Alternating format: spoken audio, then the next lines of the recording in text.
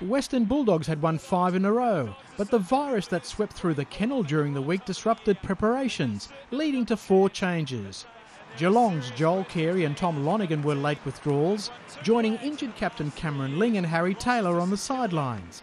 In the battle between second and fourth, this was an important show of strength leading up to the finals, with Barry Hall's clash with defender Matthew Scarlett a key matchup.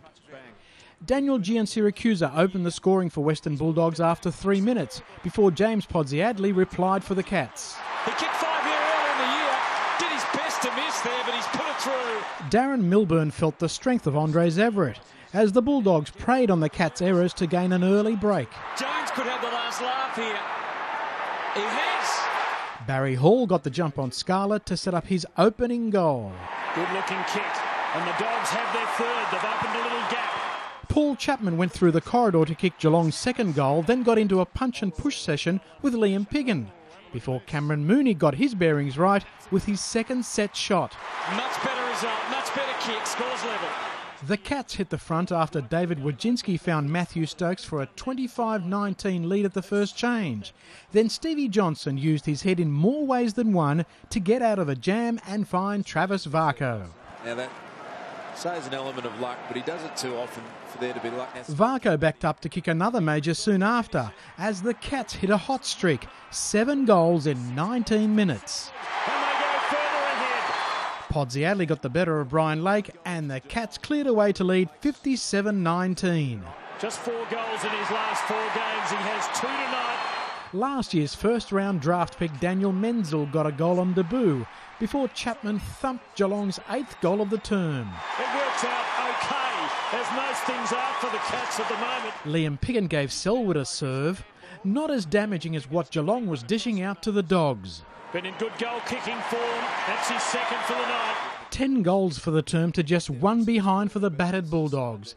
At half-time, Geelong led 88-20. Squeezes it through. Johnson knocked over his 3rd goal, then almost 8 minutes into the quarter, Western Bulldogs did something for the first time since the 17th minute mark of the opening quarter. Giansiracusa and Milburn did enough.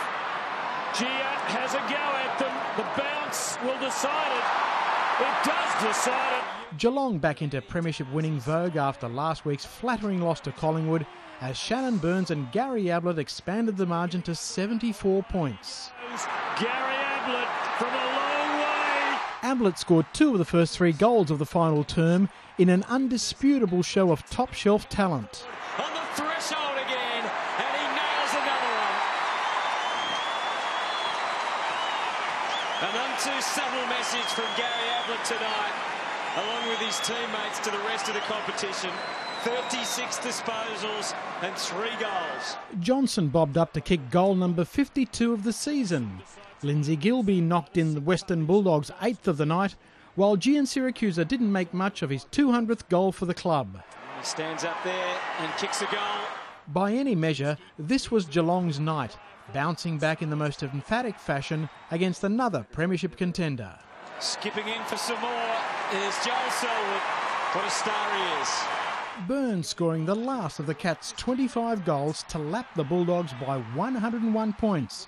Geelong making a statement in the 161-60 triumph. Charles Christian, Big Pond Sport.